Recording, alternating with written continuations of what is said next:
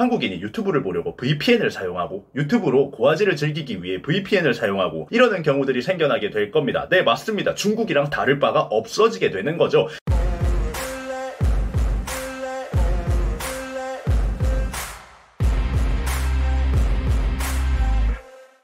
자, 유튜브 시청자 여러분들 반갑습니다. 인지웅입니다. 지금 망 사용료, 트위치 화질 제한 이런 문제들 정말 이야기가 많이 나오고 있는 것 같습니다. 대기업 유튜버 분들이 이제 망 사용료 이 부분이 왜 이야기가 나왔고 어떤 문제 때문에 싸우고 있는 건지 이야기를 많이 해주셨더라고요. 그런데 망 사용료 이걸 하면 시청자에게 피해가 오고 소비자만 바보가 되는 법이고 이런 부분들을 설명을 해주는 부분들이 많았는데 그 뒤에 올 후폭풍이 뭔지 이야기해주시는 분들이 별로 없으시더라고요. 특히나 대중문화계에서는 말이죠, 촉각을 굉장히 곤두세우고 있습니다. 다들 굉장히 화가 나 있는 상태고 이딴 법이 나오나 하는 분위기예요. 유튜버들 수익, 스트리머 화질 문제 이런 거 다 크죠? 힘든 일인데 그런데 말입니다. 지금까지 우리가 쌓아온 K 컨텐츠들의 위상이 한순간에 나가리가 날지도 모르는 문제가 더 크다고 생각을 합니다. 법안 만든 사람들이 정말 좌우를 가리지 않고 이 문화계를 망치는 법을 꺼내들어서 당장의 수익을 얻겠다고 그러고 계신 것 같던데 오늘 제가 여러분들께 좀 설명을 드리고 싶습니다. 다른 분야에서는 망 사용료라는 걸 어떻게 바라보고 계신지는 잘 모르겠습니다. 통신사 쪽에서 일을 하고 계신 분들이라면 적극적으로 찬성을 하실 수도 있고 망 사용료로 인해서 이득을 보시는 분들도 있을 겁니다. 정치권에서 나온 문제고 찬성과 반대가 나뉘는 문제이기 때문에 말씀드리기가 굉장히 조심스럽습니다만 반대측 분들에게 욕먹을 각오를 하고서라도 문화계의 입장을 좀 이야기를 해야 될 것 같습니다. 너는 유튜버니까 망 사용료 생기면 유튜브 수익 떨어질까봐 쫄려서 그러는 거 아니냐 이런 분들도 있을 것 같은데 저 유튜브 채널 수익 얼마 나오지 않습니다. 중국 이야기하면 노딱 먹기 일수고요. 연예계 이야기는 유튜브 모든 수익을 통틀어서 조회수당 수익이 가장 작게 들어오는 카테고리에 속하기도 합니다. 사실상 제 유튜브는 파워블로그에 가깝다고 생각하시면 될 것 같고요. 수익 그 자체가 중요한 게 아니라 유튜브 때문에 들어오는 저의 본업의 일 그리고 11만이라는 구독자가 만들어주는 영향력 그것 때문에 운영하는 거지 수익 자체는 투자하는 시간 대비 잘 나오지 않습니다. 망 사용료 때문에 유튜브 수익이 반토막이 나도 제 생활에는 크게 변함이 없을 정도의 수익을 벌고 있습니다. 그런데 망 사용료 때문에 문화계가 망가진다면 말이죠. 그건 생각보다 저희 업계에 엄청난 타격을 주게 됩니다. 그리고 그 문화를 즐기시던 소비자분들도 피해를 분명 보시게 될 겁니다. 다른 분야는 잘 모르겠습니다만 오늘 대중문화 사업을 하는 사람들 입장에서 이 망 사용료라는 거 조금 이야기를 해보려고 합니다.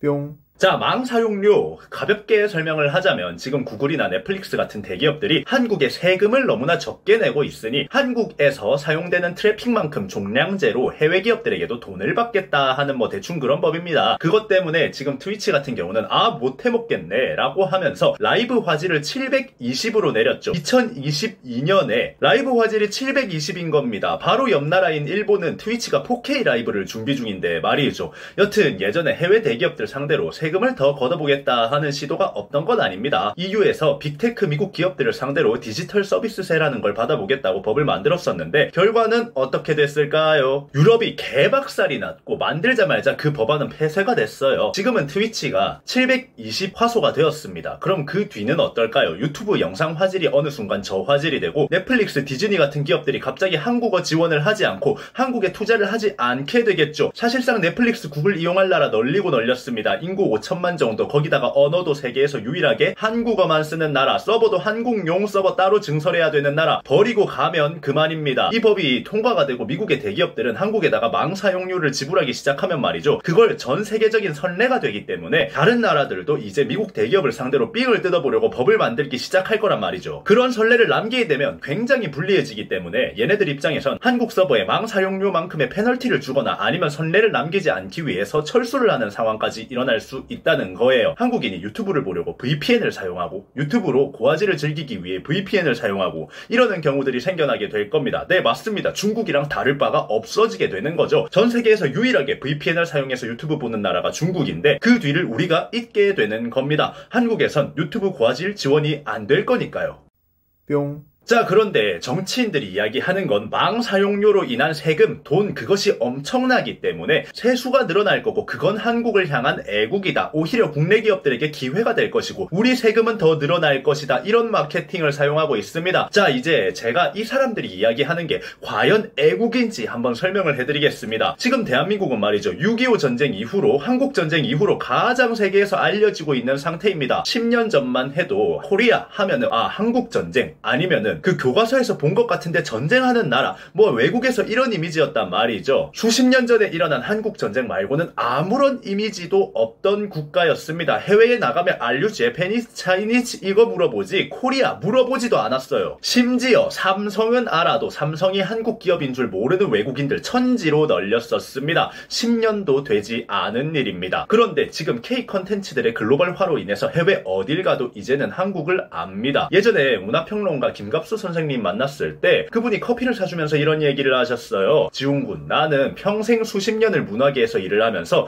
요즘같이 자고 일어날 때마다 기분이 좋을 때가 없어요. 한국 문화가 세계에서 먹힌다는 거 이거 정말 상상이 가지를 않아요. 우리 나이 때 사람들은 상상도 못할 일이에요. 수십 년을 여기서 일했지만 저는 전혀 이런 날이 올 거라는 생각을 못했어요. 그런데 그게 일어났어요. 매일 아침 일어날 때마다 오늘은 또 어떤 이야기들이 나올까 너무너무 기분이 좋아요. 그런데 갑자기 커진 만큼 허점도 많아졌어요. 지훈군이 그런 걸 계속해서 이야기해주세요 라는 이야기를 해주셨습니다. 맞습니다. 지금 K 컨텐츠는 굉장히 빠른 속도로 세계화가 되고 있습니다. 그런데 그거 어떻게 이루었나요? 싸이 강남스타일 이후로 K-팝이라는 인식이 해외에서 생겨나기 시작했고 BTS가 그 정점을 터뜨렸습니다. 지금은 팬덤 파워가 상대적으로 약하다고 하는 걸그룹들도 빌보드에 오를 수 있게 되었습니다. 알렉사 같은 가수들은 미국 최대 사이즈 경연 프로그램을 K-팝으로 우승을 해냈어요. 그 K-팝의 세계화 뭘로 이루어냈나요? 카카오가 했나요? 네이버가 했나요? 3대 통신사가 했나요? 아니죠. 누구보다 빠르게 유튜브 시장을 노려서 글로벌 플랫폼을 공략했기 때문에 대박이 난 거죠. K-드라마는 뭘로 세계를 뒤흔들었나요? 오징어 게임. 그 오징어 게임 누가 투자했고 누가 만들게 지원했죠? 넷플릭스죠. 오징어 게임의 대본과 시놉시스 한국 제작사들이 10년 동안 받아주지 않아서 뺑뺑이 돌던 거 문화계에서 모르는 사람 한 명도 없을 겁니다. 그걸 넷플릭스가 투자해서 세계적인 대박을 일으켰고 거기서 난 수익이 뭐 얼마고 세금이 얼마고 이런 걸 떠나서 K-드라마가 진짜 재미있다라는 걸 세계에 인식을 시켰어요. 원래는 아무도 안 받아줘서 뺑뺑이 돌다가 없어질 대본이 넷플릭스가 받아줘서 세계화가 된 겁니다. 그런데 오징어 게임 잘 될 때 국회에서 뭔 짓거리 하고 있었죠?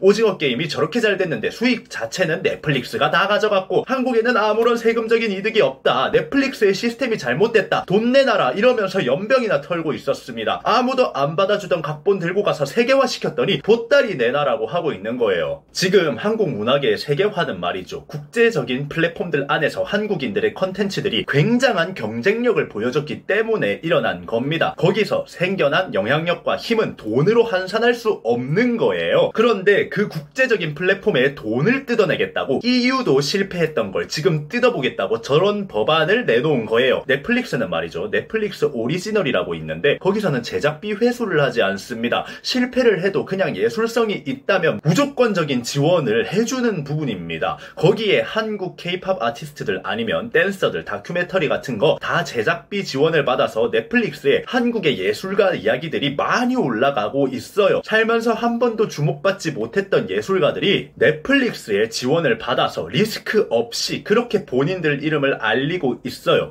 어떤 제작을 하려고 해도 무조건적으로 투자금 회수해야 되고 PPL 떡칠되고 상품성 없이 예술성만 있으면 안 받아주던 한국 대중문화 예술계에서는 상상도 못할 일이었죠. 자, 이제 생각을 해봅시다. 넷플릭스 저화질, 유튜브 저화질, 심하면 철수. 그럼 지금까지 글로벌 플랫폼에서 영향력을 과시하는 K 컨텐츠들은 어디로 가야 할까요? K-팝 같은 경우는 국내 시장과 해외 시장의 격차가 더 벌어질 겁니다. 한국인들은 유튜브로 뮤직비디오를 보지 않을 거고 음악 안 들을 거고 K-팝 아이돌 자동으로 홍보해주던 2차 컨텐츠 제작자들 다 없어지게 될 겁니다. 그러면 유튜브 보는 해외 시장에 더 신경 쓰지 이제 국내 시장 귀찮아지게 되는 겁니다. 지금도 격차가 계속해서 해외 시장과 국내 시장은 벌어지고 있는데 그게 더 가속화되게 될 겁니다. 넷플릭스는 K-드라마 만들어서 한국인들이 많이 보면 오히려 돈을 내야 되는데 얘네는 실패 리스크를 제작자들에게 주지 않고 투자를 하는 회사인데 그 와중에 실패하면 돈 날리는 거고 잘 돼도 잘 되는 만큼 한국에 또 돈을 내야 돼요. 그러면 K-드라마에 계속 투자를 할까요? K-드라마 화제성이 있으니까 해외에서나 많이 보게 하겠죠. 그러면 한국인이 안 보는 유튜브 K 컨텐츠, 한국인이 보지 않는 넷플릭스 K 드라마 참 잘도 세계에 팔리겠습니다. 망 사용료라는 게 결국 한국에서 한국인들이 글로벌 플랫폼을 많이 이용했을 때 돈을 더 받게 되는 시스템이잖아요. 그런데 K 컨텐츠들 다 줄줄이 나가 떨어지고 나면 결국 트래픽도 똑같이 떨어지게 됩니다. 망 사용료도 못 벌고 K 컨텐츠들의 영향력은 세계에서 사라지게 될 겁니다. 두 마리 토끼 모두를 놓치게 되는 겁니다. 황금알을 낳는 거위의 배를 가르고 있는 격이죠. 정치인들이 지금 망 사용료 통과를 애국이라고 그럽니까? 도대체 뭐가 애국인지 문학의 입장에서는 알 수가 없습니다. 영향력과 인지도라는 건 돈으로 살 수 없는 겁니다. 그건 소프트 파워이며 그 힘은 돈보다 더 큰 것들을 우리나라에게 안겨다 줍니다. 통신료 받아 처먹는 것보다 더 중요한 것들을 문화의 힘으로 만들어낼 수 있고 그걸 받아올 수 있습니다. 이 법안 만들어낸 정치인들은 이따위 법 만들어서 황금알을 낳는 K 컨텐츠들 물먹이고 있으면서 방탄소년단 블랙핑크 만나면 사진 한번 찍으려고 줄 서 있겠죠. 그런 족속들입니다. 책상에 앉아서 탁상공론, 숫자놀이, 더하기 빼기나 하는 사람들의 말보다 소프트 파워에서 나오는 그 가치를 한번 봐주시기를 바랍니다. 여러분들의 이번 영상 어떻게 생각하셨나요? 지금까지 인중이었습니다.